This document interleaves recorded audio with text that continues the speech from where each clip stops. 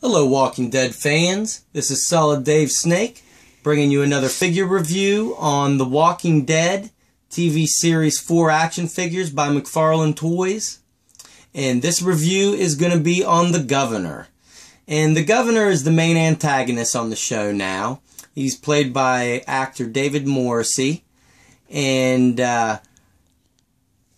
he's a lot different than how the Governor was in the comic books. From comic book to TV series, he's probably the character that they diversified the most with looks and just how he acts right off the bat. The Governor on the TV series, there's kind of a build-up to his craziness, where in the comic book he's crazy right out of the gate. So he's a little different, and I like the way that they've done the Governor on the TV show. I like how they've showed that build up to him being crazy, and I like the actor that plays him, and the figure itself catches a pretty great likeness to him. But just to show you how different he is in looks, I'm going to bring out the Governor from the Series 2 of the comic book action figures, show you a little comparison here. In the comic books, he looks Hispanic. I think he comes from Hispanic origins. They never say, but it's pretty noticeable. And in the show, he's just Caucasian. The actor that plays him is David Morrissey, who's British.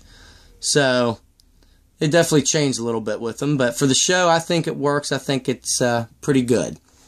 And this Governor comes with some pretty nice accessories. The first being this Bowie knife that I had seen on a lot of preview pictures before Season 3 came out. But for the life of me, I can't think of a single time that he used this or even brought it out in Season 3. I know... well, I don't want to ruin anything, but you know what he does with a big knife in the comic books, that if you've read them. And I think that's what they were trying to do with this, putting it in the promo pics before Season 3, was to try to give the fans of the comic book a little scare of something that might be happening, and never ended up happening, at least not last season. But I much would have rather got that bullpup rifle that he had, the AUG, rather than this. I'd rather have something that he actually used in the show. But still, it's a neat Bowie knife. And it's big.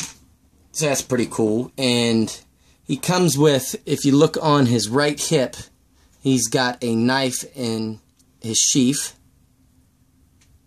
And it's tiny.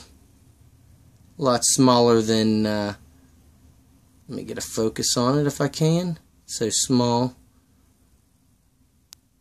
It's real tiny, and it will fit in his hand pretty nice. The right hand's a little tighter. It'll fit in that one well. And on his other hip, he's got his handgun in his holster, and it's actually a reverse holster. The handle is aimed outwards, and the strap fits real nice on it, just like with the Andrea figure. The problems that they've had with holsters and straps in the last series, they really fixed with this series. And it's just a silver handgun with a black grip.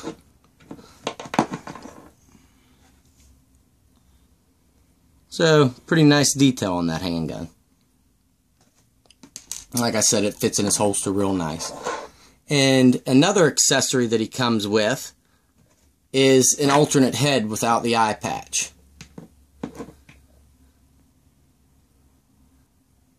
Give you a little comparison here.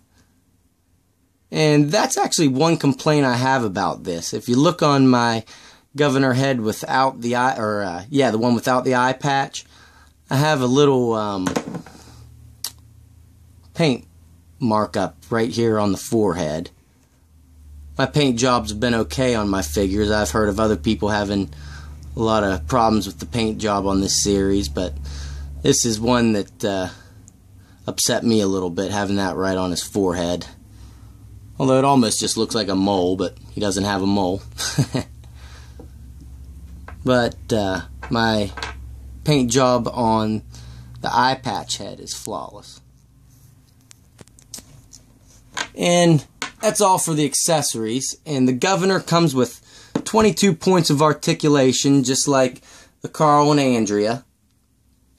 He's got a head that will rotate all the way around, but be very, very careful with it, because with the way they have the interchangeable head function on this figure, the peg feels really weak. And right on the, I'll show you on this head, if you can see, there's little knobs on the, have to get it close. There are little knobs. Oh, I just can't get it to focus.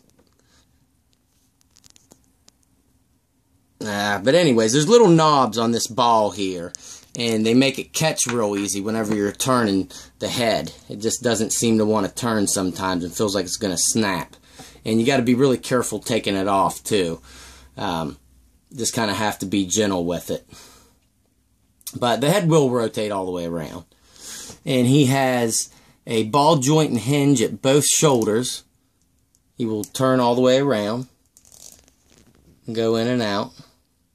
And he has a ball joint and hinge at the elbow. Will turn all the way around. And a ball joint and hinge on both hands. Same thing.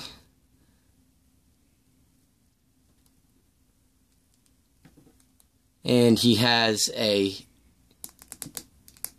cut at the waist, but you can't get much movement out of him with the way his jacket is. And he has a ball joint at both hips and a ball joint and hinge at both kneecaps. And he has a single ball joint on the ankles. And they will rotate all the way around. So I like all the articulation on these McFarlane figures, except for these wonky hip ball joints. I really wish they'd add a cut up here and like kind of the crotch area, so you could get these figures in a sitting position, because there really aren't any of these figures that you can pose sitting down. And that's just a big pet peeve of mine. I'm not a fan of that. So I hope McFarlane cleans that up. But otherwise, this is a fantastic figure. And I thank you guys for watching. And stay tuned. I will have the Riot Gear Zombies up. I think I'm going to do a single video on both of them. And the Dixon Brother 2-pack is coming out here soon. So thanks for watching, guys, and stay tuned.